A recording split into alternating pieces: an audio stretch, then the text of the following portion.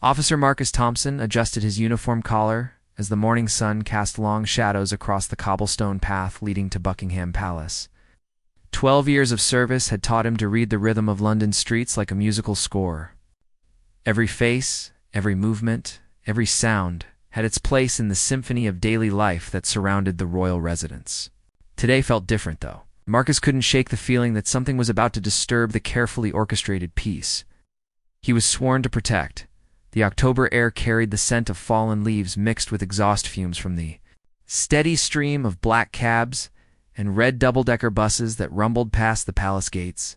Tourists clustered around the ornate iron railings, their cameras clicking constantly as they hoped to catch a glimpse of royalty, or at least capture the perfect shot of the famous guards in their distinctive red tunics and tall black hats. Marcus Had grown accustomed to being photographed, though his role as part of the plainclothes security detail meant he blended into the background more easily than his ceremonially dressed colleagues. His trained eyes swept across the crowd with practiced efficiency.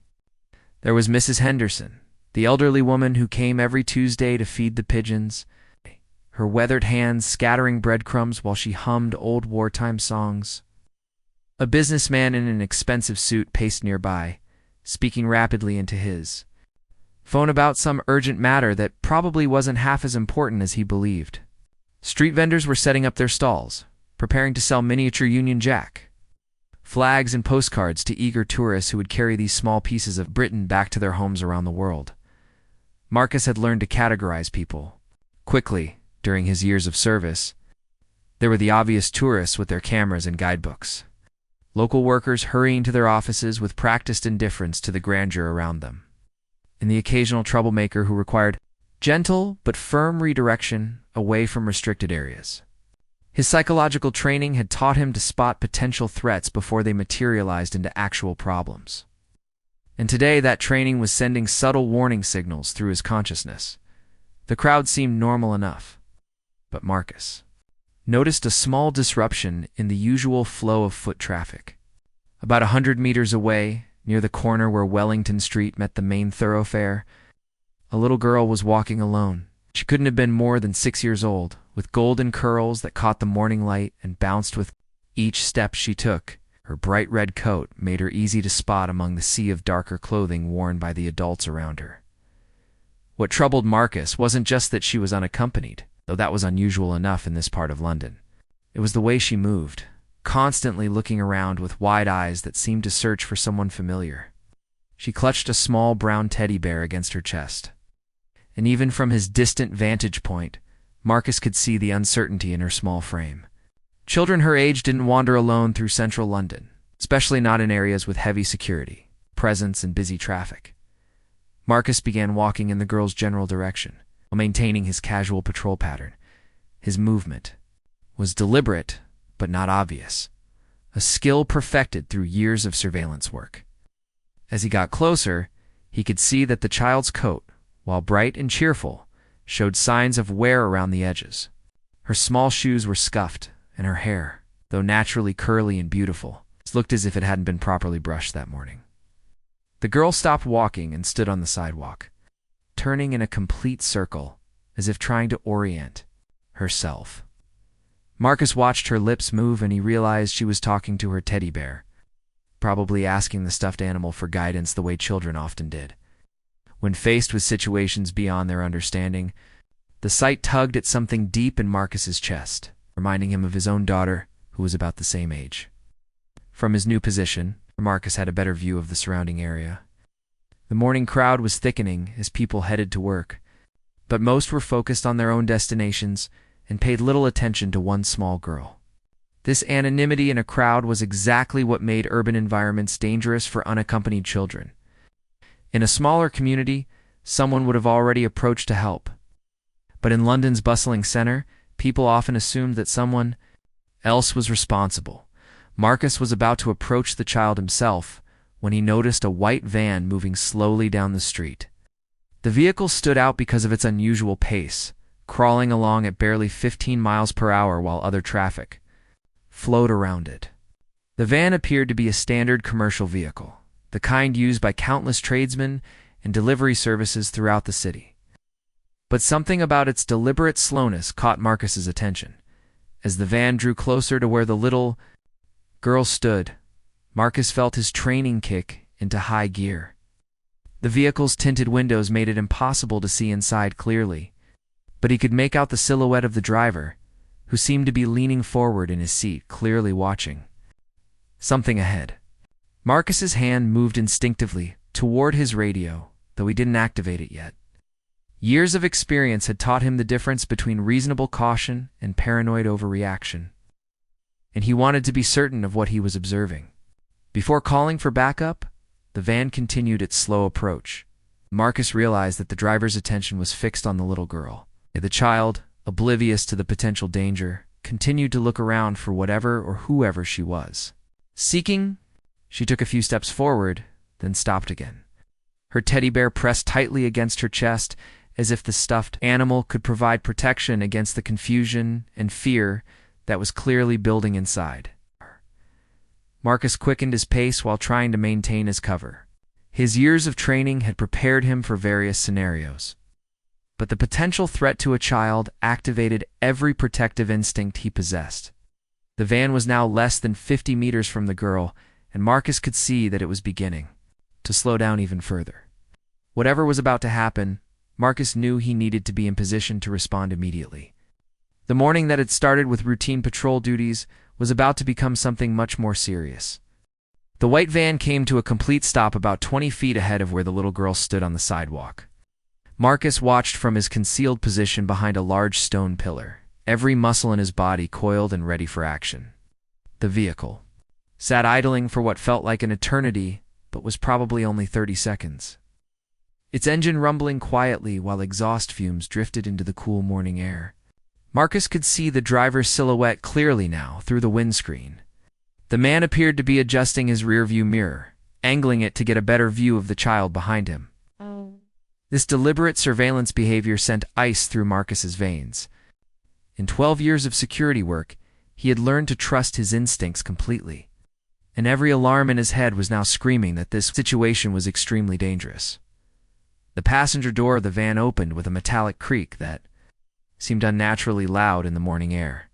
A man emerged, stepping carefully onto the pavement and taking a moment to survey his surroundings. He appeared to be in his early 40s, average height and build, with dark brown hair that was neatly combed but showed signs of premature graying at the temples. His clothing was carefully chosen to appear non-threatening: dark jeans, a plain navy blue sweater, and brown leather shoes that looked expensive but not flashy. What immediately caught Marcus's attention was the man's behavior. He moved with the calculated casualness of someone trying very hard to appear normal while doing something abnormal. His eyes darted left and right, checking for potential witnesses or obstacles.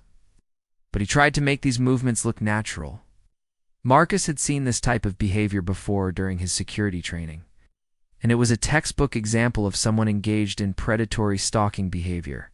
The man closed the van door softly, as if trying not to draw attention to himself, then began walking toward the little girl. His approach was methodical and deliberate, but he maintained what appeared to be a friendly expression. Marcus positioned himself to get a better angle while remaining hidden, his hand now resting on his radio, ready to call for immediate backup if the situation escalated. As the stranger got closer to the child, Marcus could see more details that concerned him. The man's smile seemed forced and didn't reach his eyes, which remained cold and calculating even as he tried to project warmth and friendliness. He walked with the measured steps of someone who had done this before, someone who knew exactly how to approach a vulnerable target without triggering their natural flight response. The little girl noticed the approaching man and instinctively took a small step backward, clutching her teddy bear more tightly against her chest. Marcus could see uncertainty and fear beginning to cloud her young features, and he felt a surge of protective anger toward the stranger who was clearly about to attempt something horrible. The child's natural instincts were warning her that something was wrong, but she was too young and innocent to understand the full nature of the threat she was facing. The man knelt down when he reached the girl, bringing himself to her eye level. In a gesture that might have seemed caring to casual observers, but struck Marcus as calculated and manipulative. From his position, Marcus couldn't hear the initial words being spoken, but he could see the man gesturing in what appeared to be a soothing manner while pointing back toward the van. Marcus began moving closer, using every technique he had learned about covert surveillance and tactical positioning. He had to get near enough to hear what was being said and to intervene if necessary. But he couldn't reveal his presence too early and risk the man grabbing the child and fleeing before help could arrive. The balance between caution and immediate action was delicate, and Marcus knew that one wrong move could result in tragedy. As he approached, fragments of conversation began to reach his ears. The man was speaking in a gentle, persuasive tone that made Marcus's skin crawl because of its obvious insincerity. He was telling the little girl that her parents were worried about her and that he had been sent to help her get back to them safely. The lies rolled off his tongue with practiced ease, and Marcus realized this was not the man's first attempt at child abduction. The girl shook her head and took another small step backward, but the man continued talking, his voice becoming slightly more insistent while maintaining its false friendliness. Marcus could see that the child was becoming more frightened, but she was also confused by the man's claims about her parents. Her young mind was struggling to process whether this stranger might actually be telling the truth. The man reached into his jacket pocket and pulled out a small wrapped candy bar, holding it out toward the girl as if it were a peace offering.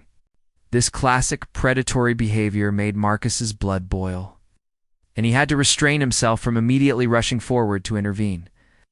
The candy was clearly meant to be an enticement, a way to lower the child's defenses and make her more compliant with whatever demands would follow. Marcus was now close enough to see the tears beginning to form in the little girl's eyes. She was becoming overwhelmed by the situation, caught between her natural fear of the stranger and the confusion created by his claims about her parents. The man seemed to sense her growing distress and began speaking more urgently, telling her that her mother and father were waiting in the van, and becoming very worried because she was taking so long to come with him. The child looked toward the van, and Marcus could see the exact moment when her natural survival instincts kicked in. Even at her young age, something deep inside her recognized that the vehicle represented danger rather than safety. She shook her head more firmly and took several steps backward. But the man stood up and began following her, his false smile finally beginning to fade as his patience wore thin. Marcus realized that the critical moment was approaching rapidly. The man was becoming more aggressive in his approach, and the child was running out of space to retreat. The mourning crowd continued to flow around them, most people too focused on their own concerns to notice the drama unfolding on the sidewalk. Marcus knew that within the next few seconds, he would have to act decisively to prevent what could easily become a tragic abduction that would haunt him for the rest of his life. Marcus moved with practiced stealth toward the unfolding crisis, his years of tactical training guiding every step. The man had dropped his friendly pretense entirely now, and Marcus could see the predator beneath the carefully constructed mask. The stranger reached out toward the little girl's arm, his fingers nearly making contact before she jerked away with a frightened whimper that cut through Marcus like a blade. The child's distress was palpable as she clutched her teddy bear so tightly that her small knuckles had turned white. Tears were streaming down her cheeks now. She kept shaking her head while backing away from the increasingly aggressive man. Marcus could see that she was approaching the edge of the sidewalk, dangerously close to the busy street where cars and buses thundered past in an endless stream of urban traffic. The man's patience had clearly reached its breaking point. His voice became harsh and commanding as he told the girl to stop being difficult and come with him immediately. He claimed that her parents would be angry if she didn't cooperate, using fear and guilt as weapons against her innocent mind. Marcus could see the psychological manipulation at work, and it made him sick to witness such calculated cruelty being directed at a defenseless child. From his position just 30 feet away, Marcus could now clearly hear every word being spoken. The man was telling elaborate lies about how the girl's mother had sent him to find her, how worried everyone was, and how much trouble she would be in if she didn't come along quietly. These were classic predator techniques designed to confuse and manipulate children who were naturally inclined to trust adult authority figures. The little girl continued to resist, but Marcus could see that her resolve was weakening under the constant barrage of psychological pressure. Children her age were not equipped to handle sophisticated manipulation from adults, especially when they were already frightened and confused. The man seemed to sense her growing vulnerability and pressed his advantage, reaching into his other pocket to produce a small toy that glittered in the morning sunlight. Marcus felt his protective instincts surge to overwhelming levels. This child reminded him so strongly of his own daughter that every fiber of his being demanded immediate action. His hand moved to his radio, but he realized that calling for backup would take precious minutes that they didn't have. The man was clearly preparing to make his move, and Marcus was the only thing standing between this innocent child and whatever horrible fate awaited her. The stranger took a step closer to the girl. Marcus could see that he was preparing to grab her. Physically, if she continued to resist his verbal manipulation. The man's body language had shifted into an aggressive posture, and his false smile had been replaced by a cold expression that revealed his true intentions. This was the moment when pretense would be abandoned, and brute force would take its place. Marcus made his decision. He stepped out from behind the pillar and began walking directly toward the confrontation, movements calm and controlled despite the urgency of the situation. His security training had taught him the importance of projecting authority and confidence in crisis situations, and he drew upon every lesson he had learned during his years of service. The man noticed Marcus's approach almost immediately. Marcus could see recognition flash in the predator's eyes. The stranger clearly realized that his actions were being observed by someone who might interfere with his plans. For a moment, the man seemed to consider abandoning his attempt and retreating to his van. But then his gaze returned to the vulnerable child, and Marcus could see him calculating whether he could complete his abduction before the approaching security officer could intervene. Marcus increased his pace while maintaining his professional composure.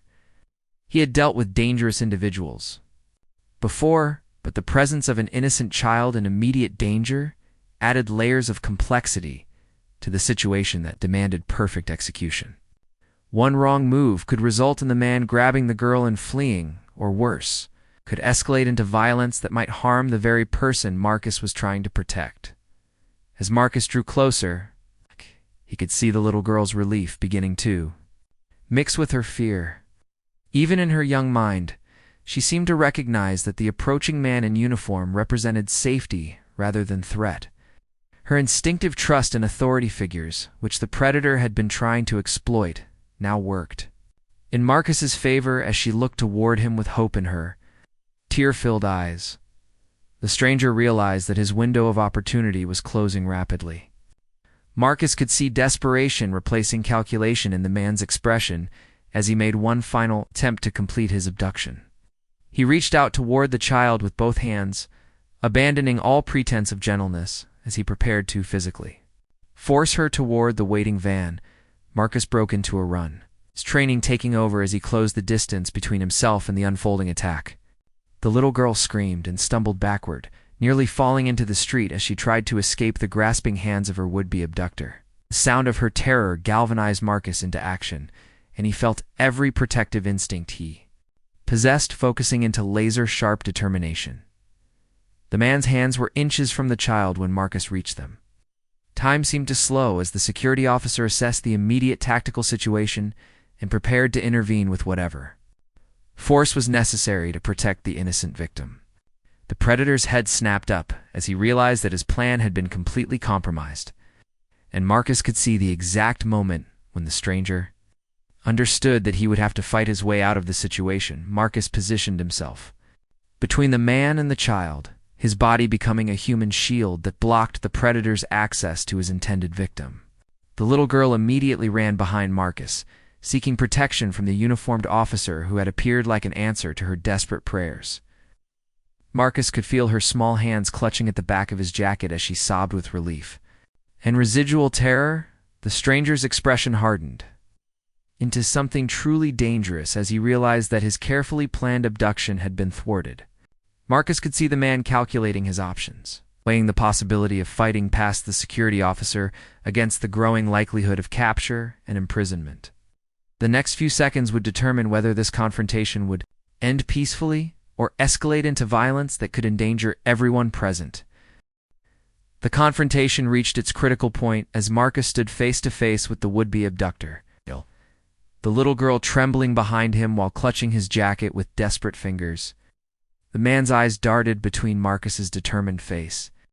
In the growing crowd of mourning pedestrians, who were beginning to notice the unusual commotion on the sidewalk, Marcus could see the predator's mind working frantically, calculating escape routes and assessing threats while trying to maintain some semblance of innocence. Marcus spoke for the first time, his voice carrying the unmistakable authority that came from years of security training and countless dangerous situations. He identified himself as a royal protection officer and calmly but firmly told the man to step away from the child and keep his hands visible at all times. The words carried an implicit threat that was impossible to misunderstand, and Marcus could see the stranger weighing his limited options with increasing desperation. The man attempted one final deception, his voice taking on an injured tone as he claimed there had been a terrible misunderstanding. He insisted that he was the child's uncle and that he had been sent by her worried parents to bring her home safely. The lies flowed smoothly from his tongue, but Marcus had heard similar fabrications countless times during his career, and the predator's body language betrayed the falsehood of every word he spoke. Marcus remained unmoved by the elaborate deception, his training allowing him to see through the performance to the dangerous reality beneath. He took a step closer to the man while keeping the child safely behind him, his movement calculated to demonstrate both protection and intimidation. The little girl had stopped crying, but Marcus could feel her small body shaking with residual fear and trauma from her terrifying ordeal. The stranger seemed to realize that his verbal manipulations were having no effect on the experienced security officer. His posture shifted subtly as he prepared for what Marcus recognized as a potential physical confrontation. Years of tactical training had taught Marcus to read these micro-expressions and body language cues, and he could see that the man was calculating whether violence might provide an escape route from his deteriorating situation. Marcus's hand moved instinctively toward his radio to call for immediate backup. But before he could activate the device, movement from the white van caught his peripheral vision. The driver's door was opening. Marcus realized with growing alarm that the would-be abductor had not been working alone. A second man emerged from the vehicle, and Marcus could see that this new threat was larger and more physically imposing than the first predator. The situation had just become exponentially more dangerous. Marcus found himself facing two adult male subjects while being responsible for protecting a traumatized 6-year-old child in the middle of a busy London street. His training kicked into high gear as he quickly assessed the new tactical situation and began formulating a response plan that would ensure the little girl's safety while managing multiple threats simultaneously. The second man approached with confident strides, his movements suggesting someone accustomed to using physical intimidation to achieve his goals. Marcus could see that this individual was likely the operations muscle, brought along to handle exactly the type of situation that was now developing. The man's clothing was similar to his partner's, carefully chosen to appear normal while concealing what Marcus suspected was a more violent nature. Marcus made a split-second decision that would prove crucial to the outcome of the confrontation. Instead of waiting for the second threat to reach them, he immediately activated his radio and called for emergency backup, clearly stating his location and the nature of the threat. His voice remained calm and professional despite the adrenaline coursing through his system, a testament to his years of training and experience in crisis situations. The first predator heard Marcus's radio call and realized that his window for escape was closing rapidly. The man's desperation reached a breaking point, and Marcus could see him preparing for a final, violent attempt to complete his mission, or at least escape capture. The stranger's hands moved toward his jacket pockets, and Marcus felt his training take complete control of his actions. In one fluid movement, Marcus drew his service weapon while simultaneously pushing the little girl further behind him, creating maximum distance between her and the approaching threats. The sight of the firearm caused both predators to freeze momentarily, their calculations suddenly including the very real possibility of armed resistance from a trained professional. who was clearly willing to use deadly force to protect an innocent child. The second man stopped his advance about 15 feet away, his expression shifting from confident aggression to wary calculation as he assessed the armed security officer. Marcus could see both men communicating through quick glances and subtle gestures, and he realized they were coordinating their next move with the practiced efficiency of experienced criminals working together. Marcus kept his weapon trained on the immediate threat while using his peripheral vision to monitor the second subject. The little girl had pressed herself against his legs, seeking as much protection as possible from the uniformed officer who had become her guardian angel. Marcus could feel her trembling through his clothing, and the physical reminder of her vulnerability strengthened his resolve to end this confrontation safely. The first predator slowly raised his hands in apparent surrender, but Marcus could see that the gesture was another deception. The man's eyes were constantly moving, searching for opportunities or weaknesses that could be exploited. Marcus had seen this behavior pattern before in dangerous individuals who were preparing for a final, desperate gambit when they believed they had nothing left to lose. The sound of approaching sirens began to penetrate the morning air, growing louder with each passing second. Marcus's backup was responding with the speed and efficiency that characterized London's security services. But he knew that several more minutes would pass before additional officers arrived at the scene. Those minutes would determine whether this confrontation ended with the child safe or became a tragedy that would haunt everyone involved. The two predators exchanged another series of meaningful glances, and Marcus realized they were about to make their move. His finger moved to the trigger of his service weapon as he prepared for whatever desperate action these dangerous men were planning. The little girl's safety depended entirely on his ability to neutralize both threats before they could harm her or escape to victimize other innocent children in the future. The tension in the air became almost unbearable as Marcus maintained his defensive position between the two predators and the terrified child. The approaching sirens grew louder, but he knew from experience that backup was still at least 2 minutes away, an eternity in a crisis situation where seconds could mean the difference between life and death. The little girl had gone completely silent behind him, her small body pressed against his legs as if she could somehow disappear into his protective shadow. Marcus watched both men carefully, his weapon trained on the primary threat while keeping the second subject in his peripheral vision. The first predator's hands remained raised, but Marcus could see subtle muscle tension that suggested the man was preparing for sudden movement. Years of tactical training had taught him to recognize these microsignals that preceded violent action, and every instinct warned him that the situation was about to explode into chaos.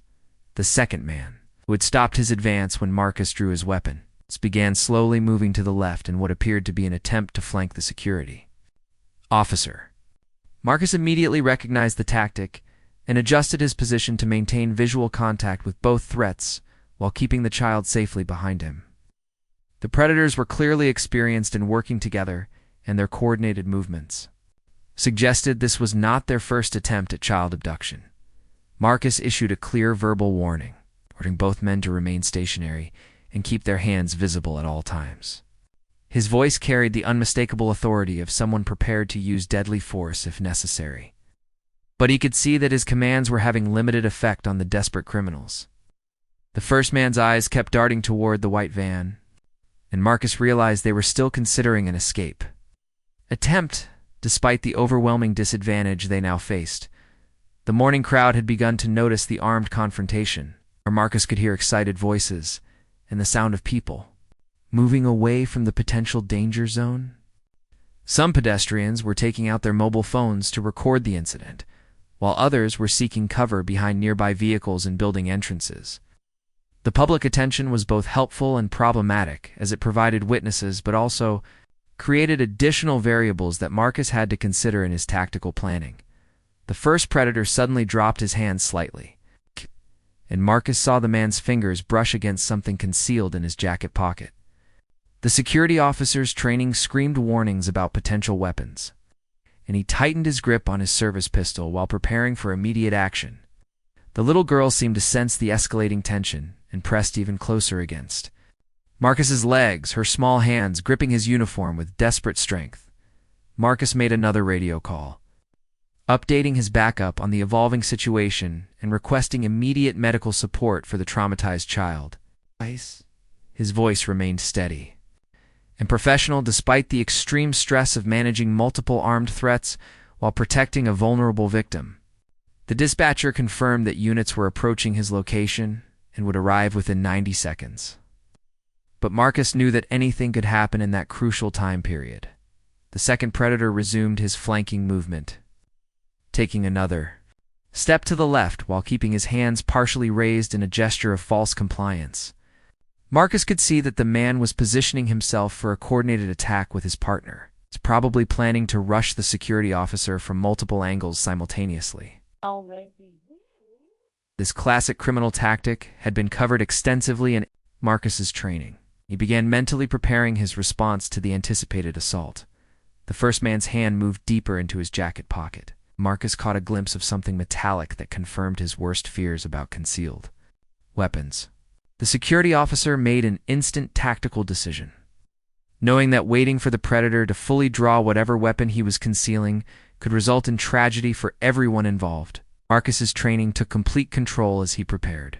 To neutralize the immediate threat before it could escalate further, the sound of the approaching siren suddenly became much louder, and Marcus could see the flash of blue lights reflecting off nearby buildings as his backup units turned onto the street. The cavalry was almost here, but the predators seemed to realize this was their final opportunity to escape or fight their way out of the deteriorating situation. Both men tensed visibly, and Marcus could see them exchanging quick glances that communicated their intention to make one last, desperate gambit. The first predator's eyes hardened with the cold calculation of someone who had already decided that violence was his only remaining option. Marcus could see the exact moment when the man committed to drawing whatever weapon he had concealed, and the security officer's finger moved to the trigger of his service pistol. The little girl's safety hung in the balance as two worlds collided.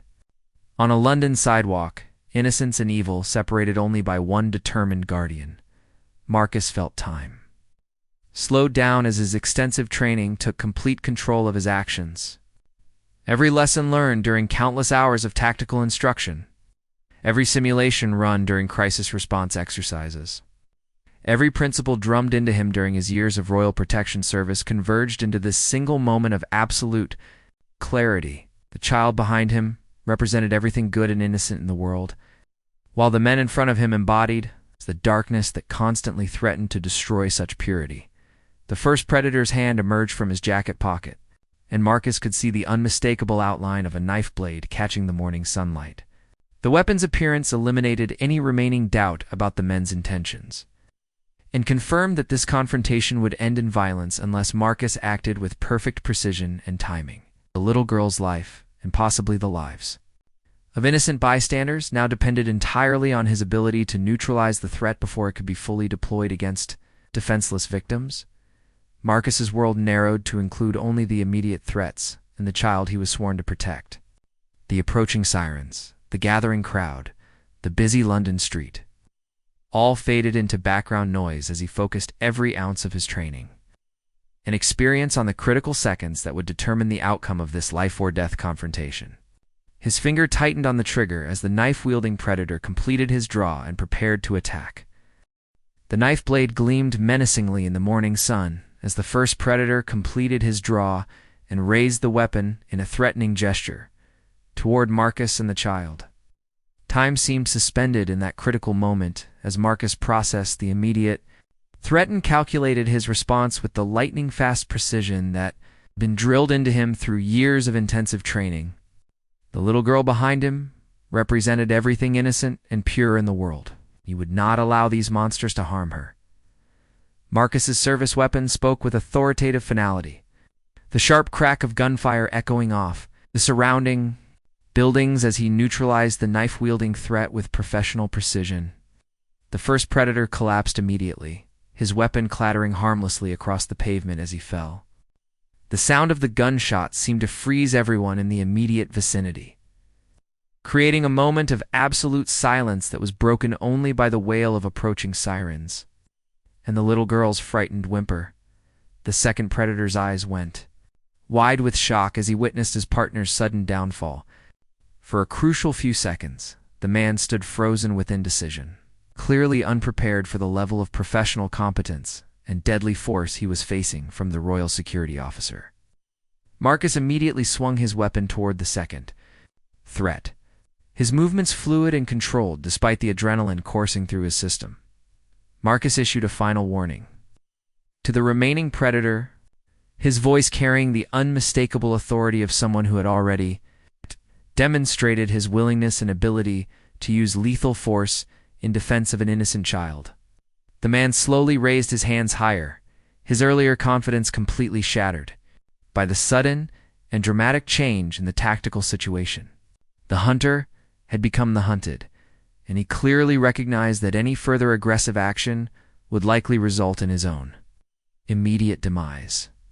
The first police units arrived with squealing tires and flashing lights, their officers emerging with weapons drawn and ready for action. Marcus identified himself loudly and clearly while keeping his pistol trained on the surviving predator, ensuring that the responding officers could quickly assess the situation and take appropriate action. The little girl remained pressed against his legs, seeking continued protection from the man who had become her guardian angel. Within seconds, the surviving predator was surrounded by armed police officers who quickly handcuffed him and began the process of securing the crime scene. Marcus finally lowered his weapon as backup officers took control of the situation, though he remained alert and ready to respond if any additional threats materialized. The immediate danger had passed, but his protective instincts would not fully relax until the child was safely reunited with her family. Marcus knelt down to the little girl's level, his voice gentle and reassuring as he spoke to her for the first time since the confrontation began. She looked up at him with tear-filled eyes that reflected both terror and immense gratitude, her small arms reaching out to embrace the man who had risked everything to keep her safe. The teddy bear she had clutched throughout her ordeal was still pressed against her chest, a small comfort in a world that had suddenly become very frightening. Emergency. Medical personnel arrived within minutes and began assessing the child for any physical injuries, while specially trained victim support officers prepared to help her deal with the psychological trauma she had experienced. Marcus provided a detailed briefing to the investigating detectives while keeping one eye on the little girl, who seemed reluctant to let him out of her sight. After everything they had endured together, the investigation into the white van revealed evidence that chilled everyone involved in the case. Inside the vehicle, police discovered restraints, sedatives, and other materials that clearly indicated the predators had been planning something far worse than a simple abduction. The discovery validated Marcus's split-second decision to use deadly force and confirmed that his actions had prevented an unthinkable tragedy from occurring. Further investigation revealed that the two men were part of a larger criminal network that had been responsible for multiple child disappearances across Europe. The surviving predator, faced with overwhelming evidence and the prospect of life imprisonment, eventually provided information that led to the arrest of several other members of the organization and the rescue of children who had been missing. For months, the little girl's identity was quickly established through missing person reports. Her name was Emma, and she had wandered away from her grandmother's house early that morning while the elderly woman was still sleeping. The family had been frantically searching for her when Marcus encountered the attempted abduction, and their reunion several hours later was filled with tears of joy and overwhelming gratitude toward the security officer who had saved their precious daughter. Emma's parents met with Marcus privately to thank him for his heroic actions. Through their tears, they told him that he had not only saved their daughter's life, but had preserved their entire family's future happiness. The father, a working-class man with calloused hands and honest eyes, gripped Marcus's hand firmly and said that he would never be able to adequately express his gratitude for what the security officer had done. Marcus found himself deeply moved by the family's emotional response, but he remained humble about his actions, insisting that he had simply done his job as he had been trained to do. However, the psychological impact of the incident stayed with him long after the official investigations were completed and the commendations were awarded. Saving Emma's life had reminded him of why he had chosen his profession and renewed his commitment to protecting innocent people from those who would do them harm. The incident received significant media attention, with Marcus being hailed as a hero by newspapers and television stations throughout the United Kingdom. The royal family themselves issued a statement praising his actions and reaffirming their confidence in the security services that protected both the monarchy and the general public. However, Marcus remained focused on his duties rather than the publicity, preferring to let his actions speak louder than any words. In the weeks that followed, Marcus received letters from children and adults around the world who had been inspired by his story. Many of the messages came from parents, expressing their gratitude that there were people like him standing ready to protect innocent children from predators. Some letters came from young people who said his example had inspired them to consider careers in law enforcement or security services. Emma herself sent Marcus a drawing she had made showing a tall man in a uniform standing next to a little girl with curly hair, both of them smiling under a bright yellow sun. The simple artwork was more meaningful to Marcus than any official recognition he had received, and he kept it framed on his desk as a reminder of why his work mattered so much. The surviving predator was eventually sentenced to life imprisonment, without the possibility of parole, while his deceased partner was posthumously identified as a wanted fugitive who had been evading international law enforcement for over a decade.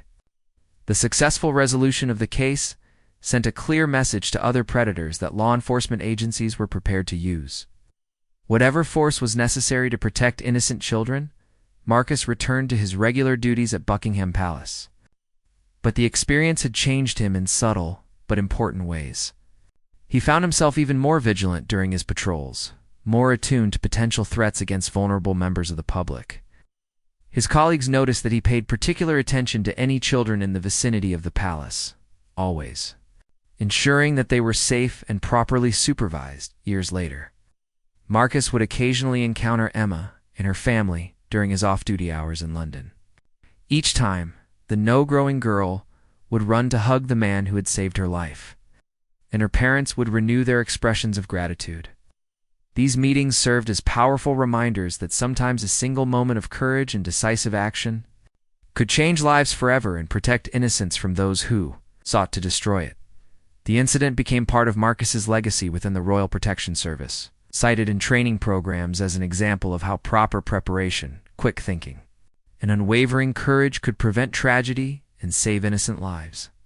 New recruits learned about his actions as they prepared for their own careers, protecting both royalty and the general public from those who threatened their safety and security.